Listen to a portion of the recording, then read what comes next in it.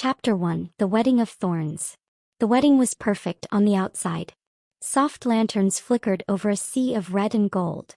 Guests whispered in awe at the opulence of the Huang estate, where wealth dripped from every chandelier and orchid arrangement. A string quartet played delicate notes, the kind meant to soothe nerves and suggest elegance. Faith Lee stood at the altar, radiant in white silk embroidered with pale blossoms. Her hands trembled, but her smile never faltered. She had waited for this moment, dreamed of this love, and she was finally marrying the man who had haunted her heart since their university days. Chad Huang stood beside her in a tailored black suit, sharp jaw clenched, eyes unreadable. His lips twitched into a smile when she glanced at him, but there was no warmth in it. No tenderness. Just calculation. He didn't love her. He didn't even like her. But she didn't know that. And that was the beginning of everything. Do you, Chad Huang, take Faith Lee to be your lawfully wedded wife, to have and to hold? I do, Chad interrupted smoothly. Faith's heart fluttered. He sounded so sure. The officiant turned to her. Do you, Faith Lee? I do, she said, nearly breathless with joy. The guests clapped. Champagne corks popped in the distance. Cameras flashed as they kissed, her gentle, soft, hopeful. His lips moved mechanically, barely brushing hers. Chad held her hand as they walked back down the aisle. It was cool and firm like gripping marble. Faith didn't care. He thought he was just nervous. She thought in time he'd warmed to her. The reception was grand. Wine flowed like water, toasts rang through the ballroom, and every corner was adorned with gold calligraphy spelling their names, Chad and Faith. Their first dance was to a classical love song. Faith leaned into him, her head resting on his chest. I still can't believe this is real, she whispered. Chad stared past her shoulder. It is, he said. We'll be happy, won't we? He looked down at her. Her eyes were wide and trusting, lips parted with innocent hope. You'll be happy, he said finally. She giggled, mistaking his words for reassurance. That sounds like a promise. But it wasn't. Later that night they returned to their penthouse suite at the Huang family estate. The chauffeur discreetly stepped away after opening the car door. Faith held her gown up and smiled shyly as Chad took her hand. The moment they stepped inside the suite, she turned to him. Would you like some tea? I'll make some. He shook his head. I'm fine. She hesitated. I know today must have been overwhelming. But I want you to know. I love you. I really do. Chad removed his cufflinks, loosening his collar. I know. Her chest tightened. Do you maybe love me too? He didn't answer at first. Then he looked at her straight in the eyes and said, We're married. That's all that matters. He walked into the bathroom and shut the door. Faith stood there, the silence pressing down on her like a stone. Chad's POV. The next morning. Chad woke before dawn, silently slipping out of the bed. Faith was curled beside him, her arm draped lightly over his chest. Her breathing was soft and even. She looked peaceful. He gently moved her arm aside and sat up. 3 years ago he wouldn't have imagined this. He hadn't even believed in marriage. But revenge had a way of reshaping your values. Her father, Jonathan Lee, had crippled his family's business with one contract, one betrayal. His father had lost everything. His mother had cried herself to sleep every night. And when she died from the stress 2 years later, Chad had sworn he would take everything from the Lee family too. But unlike Jonathan, Chad wouldn't destroy Faith's wealth. He'd destroy her heart. He stared down at her now, this woman who had loved him so freely. She looked like someone who had never hurt anyone in her life. But he couldn't believe that. He wouldn't let himself believe it. Faith's POV. 1 week later. The honeymoon in Santorini was everything she imagined. Except it wasn't. Chad worked. Constantly. He answered emails during breakfast, took video calls during sunset, and never once touched her without purpose. Even when they shared a bed, he kept his distance, both physically and emotionally. Faith did everything. She cooked him small meals when he skipped lunch. She left notes in his laptop case. She tried on lingerie only to be met with a distracted, "You look nice." He never got angry. Never raised his voice. But he was absent. She wondered if she was doing something wrong. On their last night in Greece, she reached for his hand across the table. "Chad," she said softly, "am I enough for you?" He didn't look up from his phone. What kind of question is that? I want to make you happy. He put down the phone and finally looked at her. His expression was unreadable. Don't try so hard, Faith, he said. She bit her lip. But just be my wife. That's all I ask. And he said it like it was a duty. Not a privilege. 6 months later, they hosted their first dinner party as a married couple. Faith wore a crimson cheapao, her hair styled in soft waves. She smiled brightly, greeted guests, and played the role of the perfect wife. Chad stood beside her, looking like a prince carved from ice. He said all the right things, smiled at the right moments, but everyone could feel the tension beneath the surface. After the last guest left, Faith turned to him. Did I embarrass you? She asked, voice small. Chad poured himself a drink. No. Then why do you look like you regret marrying me? He turned, his face unreadable. You're imagining things. No, she said, tears threatening. I'm not stupid, Chad. He stared at her, something sharp flashing in his eyes. Maybe you're not stupid, he said. Just naive. Her breath caught. He downed his drink and walked away. 1 year later, Faith sat in her favorite cafe, hands wrapped around a cup of tea. Across from her sat her best friend, Lila. Why are you still with him? Lila asked bluntly. He treats you like a ghost. Faith smiled sadly. Because I believe in him. You believe in someone who doesn't believe in you. Faith looked out the window. He's been hurt. I can feel it. And maybe I was part of that, even if I didn't mean to be. You're not responsible for his past. But I love him. Lila reached over and squeezed her hand. Then I just hope he realizes it before it's too late. 2 years later, Faith stood outside the boardroom of Huang Industries, holding a small lunchbox she made herself. She had surprised him with lunch on his birthday. Inside she heard Chad's voice, cold and clipped. No, I don't love her. But she serves her purpose. Silence. Then laughter from whoever was in the room. Faith didn't enter. She left the lunch on the reception desk and walked away. She didn't cry. Not until she got home. 3 years later, they sat across from each other at the dinner table. Faith set down her chopsticks. Chad. He looked up. I'm not blind, she said quietly. You're fighting a war I didn't start. And one day you'll realize who the real enemy is. He said nothing. Just stared at her as if she had spoken in another language. That night, as she folded their laundry, she ran her hand over one of his shirts and whispered, I still love you, Chad. But I don't know how long I can survive loving someone who never looks back.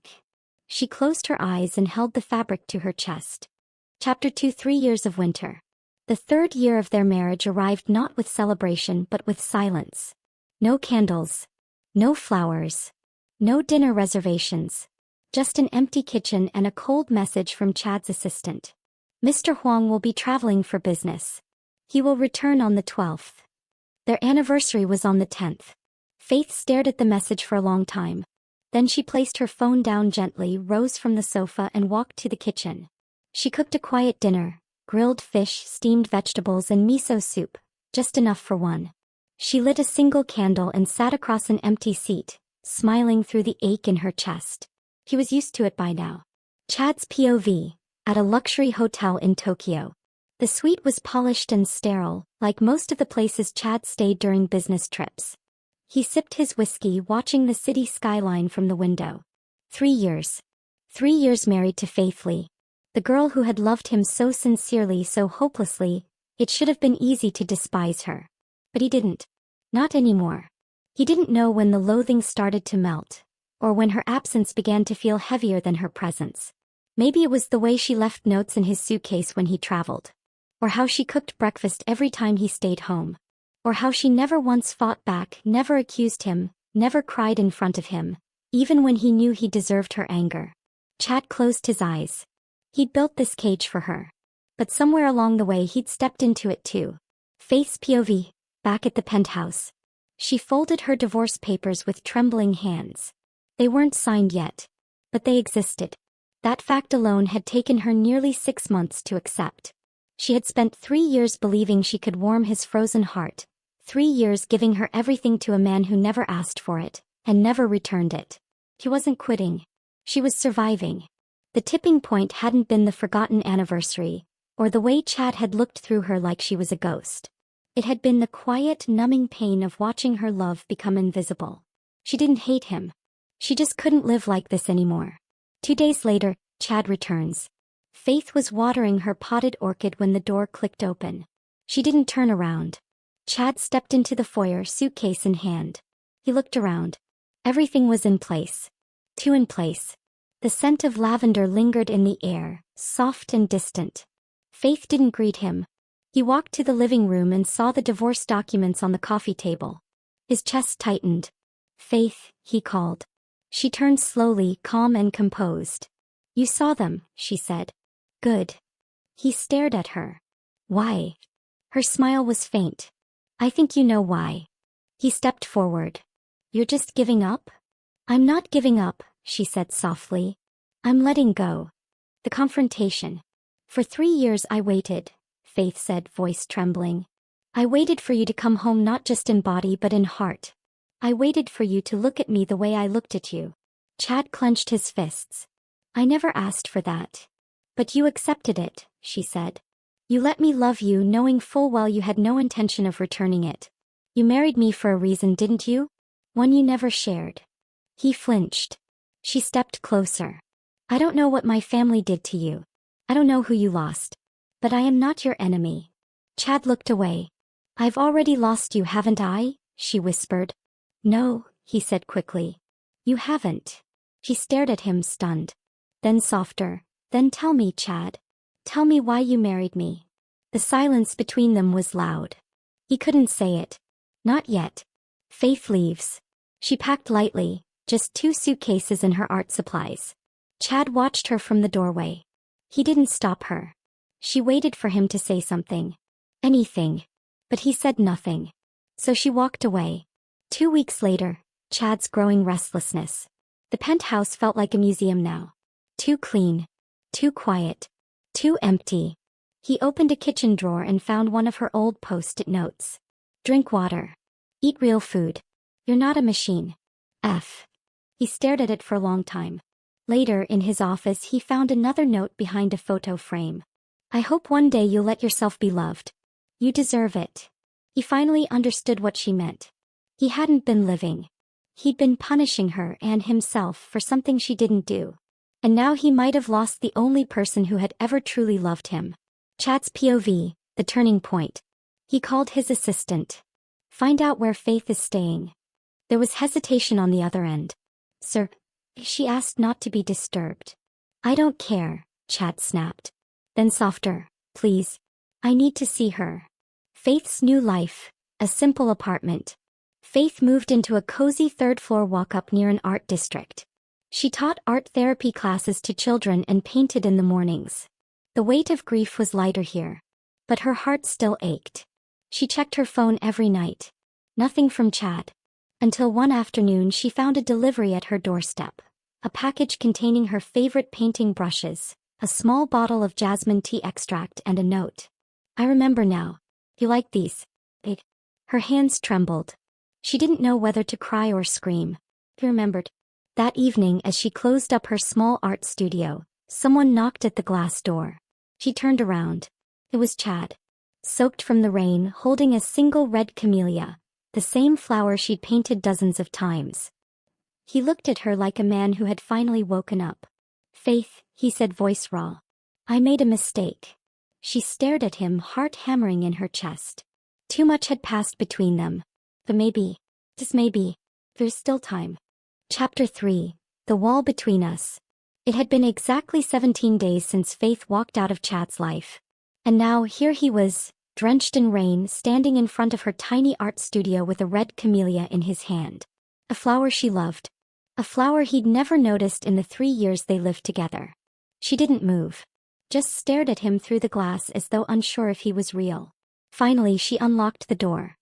He stepped inside, dripping onto the hardwood floor, completely unbothered by the chill in the air or the water seeping into his expensive shoes. His eyes never left hers. "I owe you everything," he said. "And I gave you nothing." Faith's POV, the unspoken ache. It wasn't fair. He couldn't just show up and say things like that. Not after 3 years of silence, not after the divorce papers had gathered real meaning in her heart. Her hands curled into fists at her sides. What are you doing here? I needed to see you. Why? Her voice cracked. To apologize. To make yourself feel better. No, he said. To tell you the truth. She shook her head, retreating toward the easel in the corner. Too late. It's never too late, he said. Faith stared at him, eyes stormy. You don't get to decide that anymore, Chad. Chad's confession. He ran a hand through his wet hair, his voice low. I married you because I hated your father. Faith froze. Chad continued. He ruined my family. Bankrupted my mother's small business with one merger. My dad spiraled and took his own life. I grew up knowing your father's name better than I knew my own. She blinked slowly. And me. I didn't know you, he said. Not really. But when you came to me with that contract in hand, so sure, so in love, I thought, what better revenge than to make the daughter of the man who destroyed mine suffer? Faith felt like the floor dropped out beneath her. 3 years, she whispered. You used me for 3 years.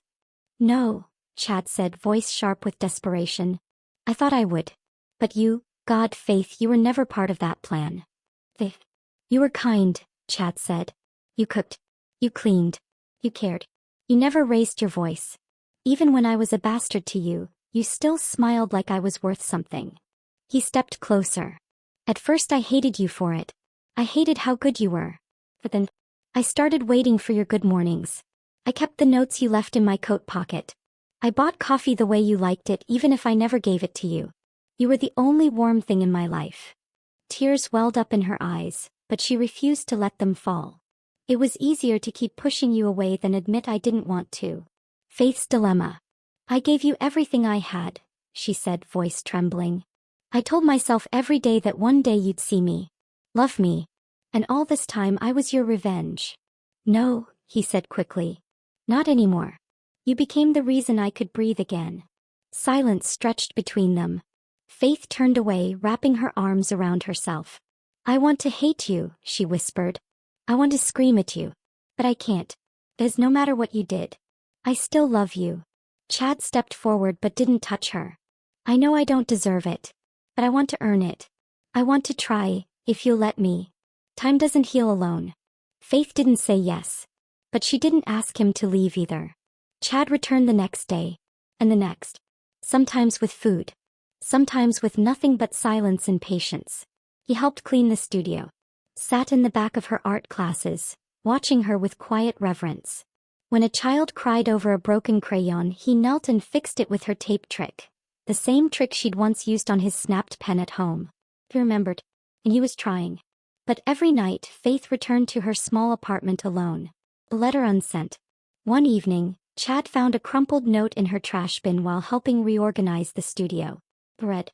If you had just looked at me, really looked, you would have seen how much I loved you.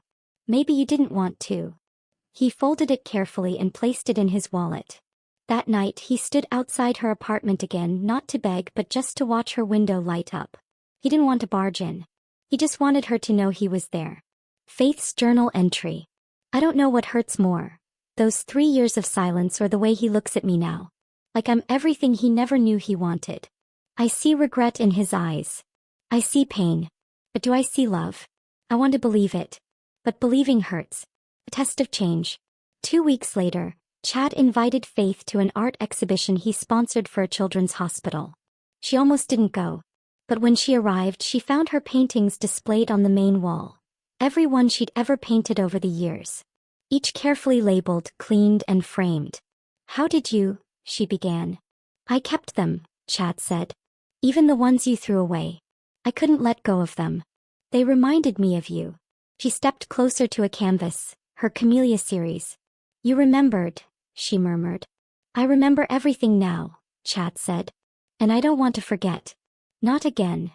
As the exhibition ended and guests filed out, Chad walked her to the exit. Rain poured again outside, mirroring the day he showed up at her studio. I'll keep waiting, he told her softly. No matter how long it takes. Faith paused under the awning, her expression unreadable.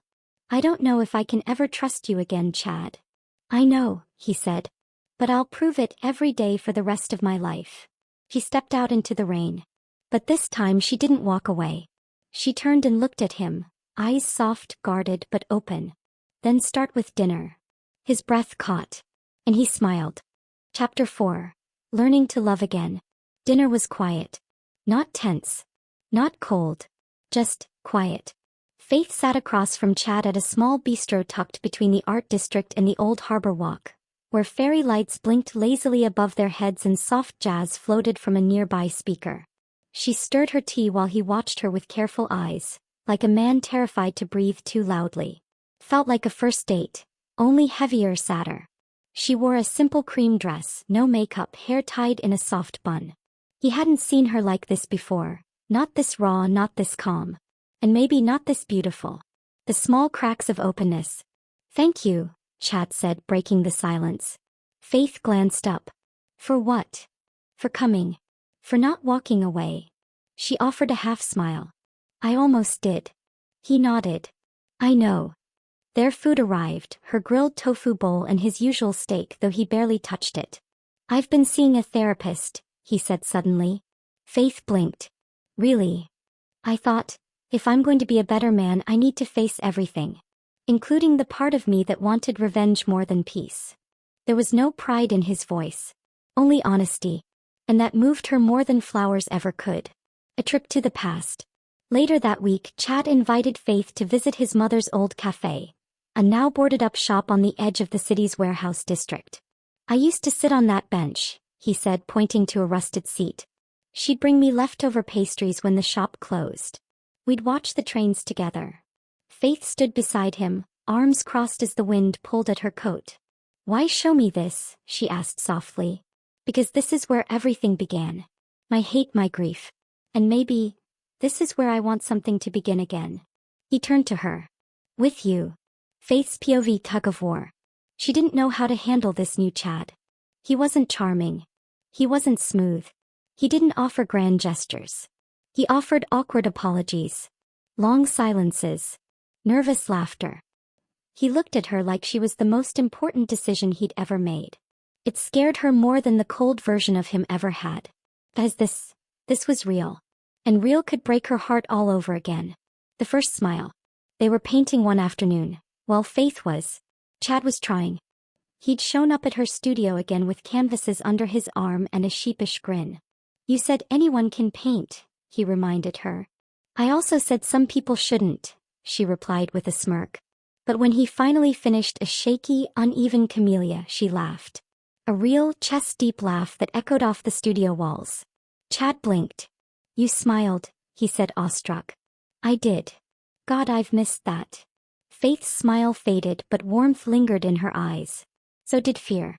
One step forward, two steps back. That night, Faith received an unexpected visitor. Her estranged father. He hadn't called her in over a year. But somehow he knew where to find her. "You're staying with him?" her father asked, disgust lacing his voice. "The man who humiliated our family name?" "We're not together," Faith replied coolly. "But even if we were, it wouldn't be your concern. Don't be naive. He's your husband by law, but he was never yours by heart." Faith's hands clenched. "You don't know anything about him." "I know he married you to ruin me," he spat. "And I know you were foolish enough to love him anyway." The confrontation. Chad found her later that night, face pale, hands trembling. "What happened?" he asked, instantly alert. Faith didn't answer. She just looked at him, eyes searching. "Was it all true?" she asked. "Was my father really the villain in your story?" Chad exhaled. "He did what he did. But I let that hatred turn me into someone I didn't recognize. I never should have dragged you into it." She stared at him. "But you did." "I did," he admitted. "And I forgave you," she whispered. "But I haven't forgiven myself." He stepped forward slowly. "Why?" "Because I saw the signs, Chad. I saw the coldness, the avoidance. I knew something was wrong. And I still stayed. Because you loved me." "And I still do," she whispered. Chad's breath caught. He reached for her hand. She let him take it. The first real hug. No words. No promises. Just arms wrapped around each other in the middle of her tiny studio, surrounded by the smell of turpentine and unfinished canvases. He held her like he'd never held her before, not out of duty, not out of pity, but out of love. And maybe, just maybe, she let herself hope again. Faith's POV journal entry. It's trying. And I'm still scared. But maybe healing doesn't start with forgetting. Maybe it starts with choosing. Choosing to believe in someone again. Choosing to hope.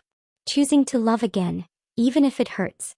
A week later, they visited an open field just outside the city. Faith brought a picnic. Chad brought a canvas. He painted the sky, badly. She painted his hand holding the camellia. You still planning to divorce me?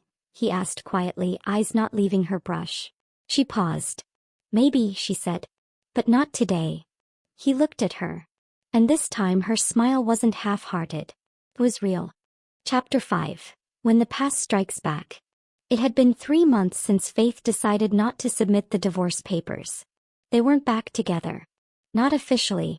Not even romantically. But they were trying. Trying to coexist in the same spaces. Trying to talk without walking on glass. Trying to understand who they were without the lies between them. And for a while it was enough. Until the past came knocking with claws. The interview that changed everything. Faith was finishing up a weekend painting class when her phone started buzzing non-stop. Calls. Texts. Messages. All with the same headline link. CEO Chad Huang admits he married heiress Faith Lee for revenge. Her heart stopped. She clicked the link and there he was, on screen in a sleek charcoal suit, face pale, eyes unreadable. It was an interview from 2 weeks ago. An exposé on corporate war, vengeance and family legacies. And Chad, seated stiffly, had said the words himself. Yes. I married Faith Lee to get revenge on her father. Faith's breakdown. She didn't cry. She just stood there, arms limp at her sides as the entire classroom murmured behind her. She didn't take the calls. Not the one from her father, not the ones from reporters, not even the one from Chad. She simply walked to the park, sat on the same bench she used to wait for him at 3 years ago and stared at the fountain. So this was how it felt, to be humiliated twice by the same man. Chad's desperation. He found her that night still on the bench, shivering. I didn't mean for it to come out that way, he said, kneeling beside her. Then how did you mean it? She asked, voice dull. I told them the truth, he said. But I also told them how much I regret it. How much I... You should have warned me, she cut in. I didn't think anyone would dig it up. The interview wasn't supposed to be publicized this way. She finally looked at him, tears brimming. It doesn't matter what you said. It matters what I heard. Faith's father strikes. The next day, Faith's father arrived at her apartment with papers in hand. Annul the marriage, he said coldly. This is your chance to clean your name. Faith looked at the envelope. Why now? Because you're a laughingstock, he said without sympathy. Do you think the board will respect you now? Do you think your studio will survive this press? Don't be foolish, Faith. She tore the envelope in half. I'd rather be foolish than live by your rules again. Media storm and public shame. Over the next few days, reporters camped outside the studio. Her students' parents called to withdraw them from classes. Online comments turned brutal. Gold digger gets played. Daughter pays for father's sins. She should have known. She shut the studio down temporarily. Faith didn't leave her apartment. She didn't answer Chad's messages. And still, he showed up every night with groceries or takeout or a quiet letter slipped under her door. A letter from Chad. Faith, I know I hurt you again. I told the truth, but I failed to protect you from it. You asked me once what I really felt for you. It's this. When I see a camellia, I see you. When I look at a blank canvas, I want to paint your smile. When I think about home, I think about the way you say good morning, still half asleep. I love you. I've loved you for a long time. I was just too ashamed to admit it, too broken to believe I deserved it. But if you'll give me one more chance, I will spend the rest of my life making sure you never regret it. Faith's POV, torn between love and pride. I wanted to hate him again. But love isn't something you can turn off just because the world says you should. He ruined me. But he also rebuilt the part of me I thought I lost. The part that still wants to believe in hope. The turning point, one last gesture. A week later, Faith received an invitation. It was hand-delivered, sealed with red wax. It was for an art charity gala, hosted by Huang Corp. The event was in her name, not Chad's. Faithly Foundation for Arts and Hope. She almost didn't go. But then she remembered the way he painted her hand. The way he held her in the studio. The way he stood beside her at her worst. She wore a navy dress, the one he used to say made her look like the night sky. The gala. The room went silent when she entered. Cameras flashed. But Chad didn't look at anyone else. He met her halfway, hand extended. "You came." "Of course," she said. "It's my foundation." He chuckled softly, then sobered. "Will you dance with me?" She hesitated, then nodded. The orchestra began to play, a soft, slow waltz. They moved like they had never danced before, like this was the first time their hearts moved in sync. Maybe it was. As the music faded, Chad turned to the mic on stage. He took a breath. "I don't care about headlines," he said. "Or stock prices. Or family pride." His voice didn't shake. "I care about one woman who taught me how to be human again. And if she'll have me, I want to spend the rest of my life loving her the way I should have from the beginning." He turned to her. Kneeling, he pulled out a camellia pendant, her mother's favorite flower, restored with his own design. Faith covered her mouth. "Will you marry me again?" he whispered. "For real this time." Chapter 6. The Second Yes. The ballroom held its breath. Faith stood frozen on the stage, Chad kneeling before her. The camellia pendant gleamed under the golden lights, resting in his open palm like a silent promise. The world watched. But in that moment it was only them. Her heart thundered, too loud, too fast. 3 years ago she had said yes out of love, blind and wholehearted. Now, what was left of that girl? What did this new version of her believe in? A pause before the answer. Faith began, voice trembling. "You're asking me to marry you again. In front of all these people." "I'd do it 100 times more anywhere," Chad said softly. "Even if you said no." She stared at him, this man who had once been the architect of her heartbreak, now kneeling, offering not just a ring but the entirety of himself. Faith reached out. Her fingers brushed the camellia pendant. She closed them around it. And said quietly, "Stand up." Chad rose, heart pounding. Faith stepped closer. "I won't say yes tonight," she whispered. His face fell. "But if you really mean what you said, walk with me. Not in front of crowds, not for headlines. Just us. Earn me back, day by day."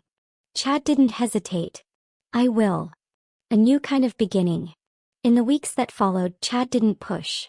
He showed up every Sunday morning to water her studio plants. He walked her home after late-night painting sessions without holding her hand. He didn't kiss her. But he made her laugh.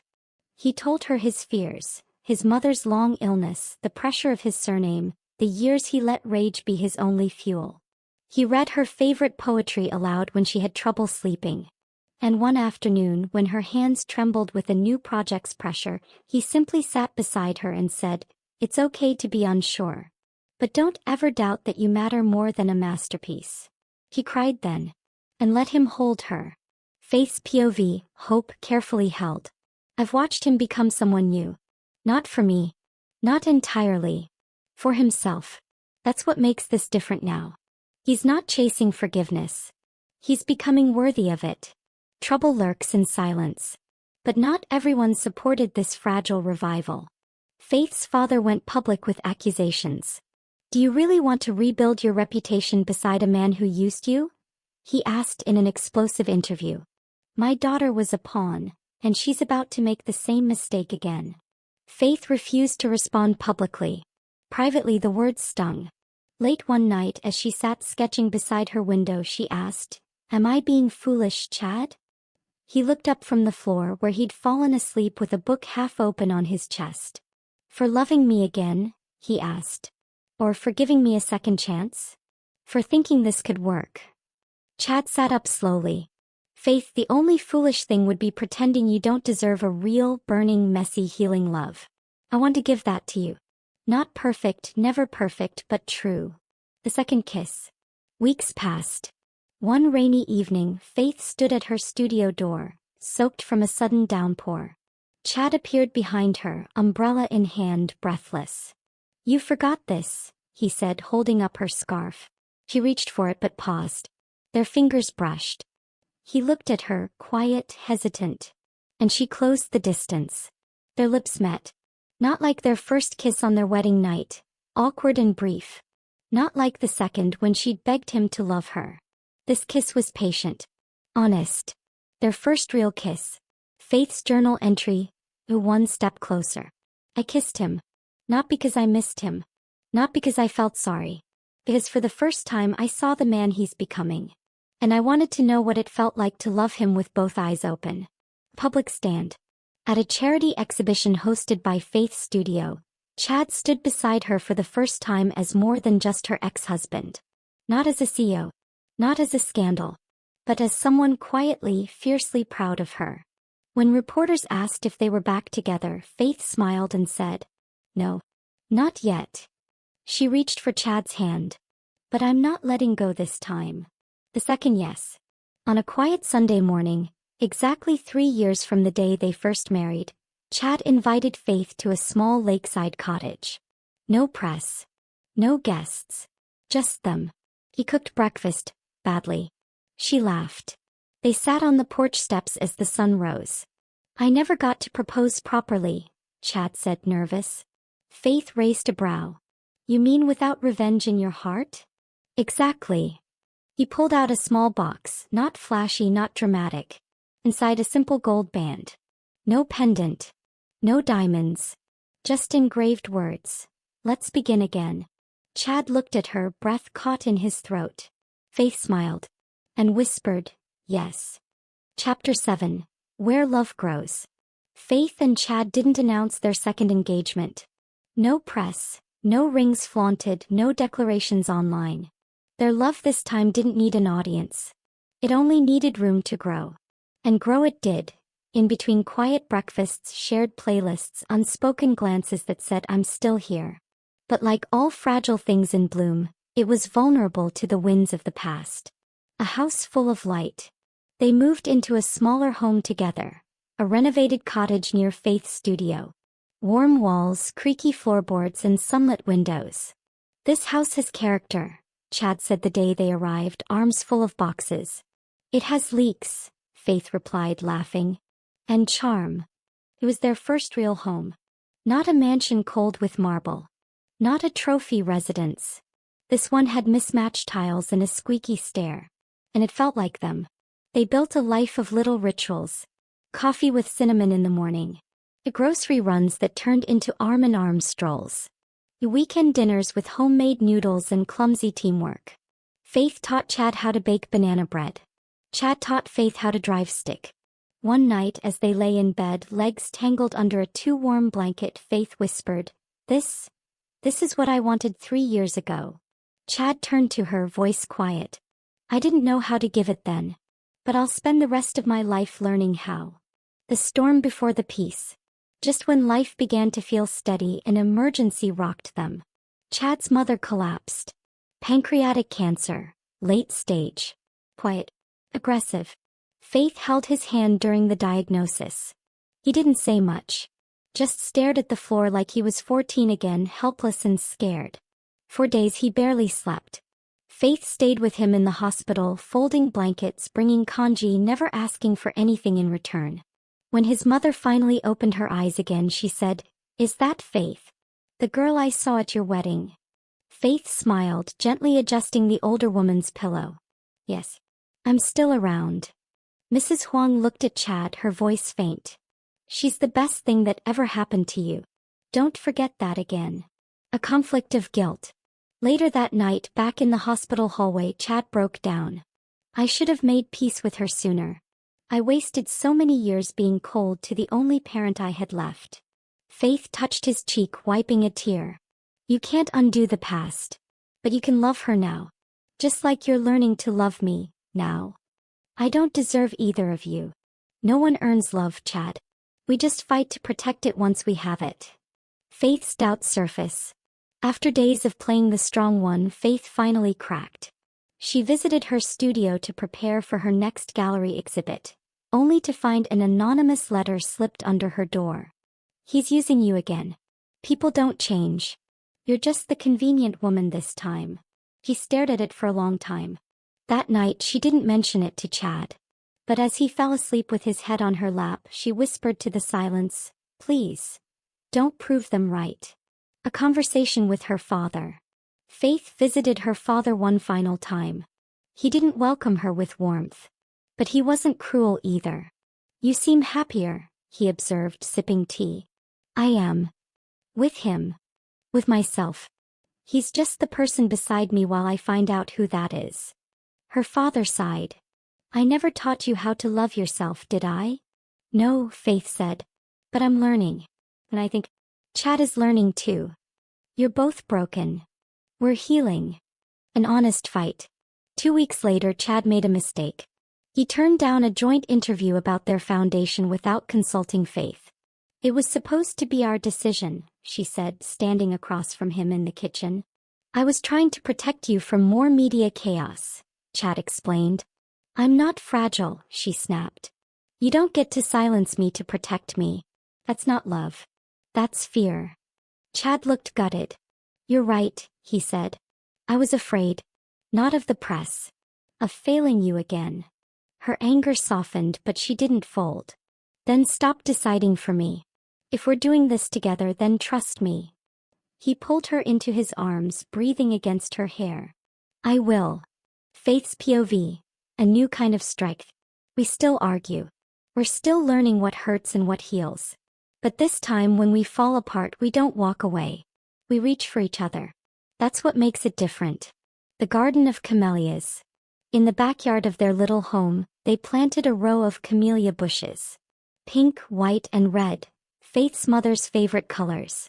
Every evening they watered them together. One afternoon, Faith caught Chad sketching something in a notebook.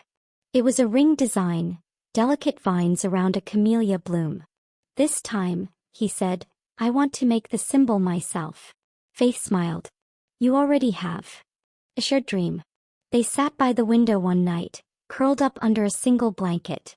"I want to build something with you," Chad said. "Not just a marriage. A life. Maybe even a family someday." Faith looked at him, the corners of her mouth curving softly. "Are you sure?" she asked. "You've never talked about kids." "I didn't know what a real home felt like before you. But now, yeah. I'm sure." She rested her head on his shoulder, eyes misty. And for the first time she didn't fear the future. He welcomed it. Chapter 8. A Home Called Us. Spring came softly. The camellias bloomed in their backyard, gentle petals in pink and red, fluttering in the morning breeze. Faith stepped outside barefoot, her fingers wrapped around a mug of tea, watching sunlight slip through the trees. Chad followed moments later, his hoodie tousled, hair messier than usual. "You're awake early," he said. "I didn't sleep much." He slid an arm around her waist. "What's on your mind?" She hesitated. Then, "My period's late." Chad blinked. "Late?" Faith turned to him, searching his face. "It could be stress. Or nothing. But if it's not..." He pulled her closer. "Then we figure it out together." Beth. 2 days later she stared down at the test strip in the bathroom, heart pounding in her ears. 2 pink lines. Positive. Her knees gave out. She sat on the edge of the bathtub, breath caught halfway between joy and panic. How would he react? Would the past haunt this too? Chad's reaction. She didn't need to wonder long. That evening she placed the test beside his coffee mug. Chad looked at it for a long moment. Then quietly, "Are you scared?" Faith nodded. He pulled her into his arms, heart racing. "So am I. But I'm also so happy." She looked up. "You are." "Faith, this baby, it's not a replacement for anything. It's not a cure. But it's ours. It's a beginning." The public returns. News leaked quickly. Someone at the clinic had sold the information. Suddenly her name trended again. Faithfully pregnant with CO Chad Huang's child. But this time she wasn't ashamed. She released a single statement through her studio's social media. "This is our life, not a headline. Please let our child grow up knowing peace, not gossip." Surprisingly, the internet backed off. And for the first time in years, the narrative wasn't pity or scandal. It was hope. A letter from the past. On a rainy afternoon, Chad received a letter from one of his late father's former associates. It was short, scrawled in bitter ink. Your father hurt more people than you know. Revenge can't fix it. But perhaps love can. He stared at it for a long time. That night, as he lay beside Faith, his hand resting gently over her small bump, he whispered, I used to think revenge was the only way to survive grief. And now I know love is the only way to move forward. Faith's pregnancy. She wasn't graceful about it. She craved mangoes at 2 a.m., sobbed at commercials, and snapped at Chad for eating the last dumpling. But he was endlessly patient, rubbing her back, brushing her hair, singing off-key lullabies to her belly. Do you think they'll look like you? She asked one night, curled against him. I hope not. I was a weird-looking baby. She laughed. Then let's pray for my nose and your hair. Real proposal. At 7 months, with her feet swollen and her mood swinging like a pendulum, Chad brought her to the garden. There, among the blooming camellias, he knelt again, this time without the fear, the guilt, or the audience. He held out a ring with a vine-carved camellia around a delicate diamond. No revenge. No crowds. Just me asking, will you choose me again? Faith didn't cry. He smiled soft, certain. Yes. 1,000 times yes. The wedding reimagined. They married again in their backyard. No designer gowns. No glitzy guests. Just close friends, laughter, and the scent of gardenias in the air. Faith wore a simple cream dress. Chad wore the same suit from their first wedding. But this time he held her hand like it was the most precious thing in the world. They said their vows with cracked voices and tearful smiles. He promised to always listen. She promised to never silence her heart again. A letter to the baby. After the ceremony, they sat under the stars, their fingers intertwined over her belly. Chad whispered, Can I write something for them? For when they grow up. Faith nodded. He pulled out a folded paper and read aloud. To our little one. You were born from broken people who found wholeness in each other. You are not a symbol of healing. You are your own person. But know this. Your mother taught me what love is.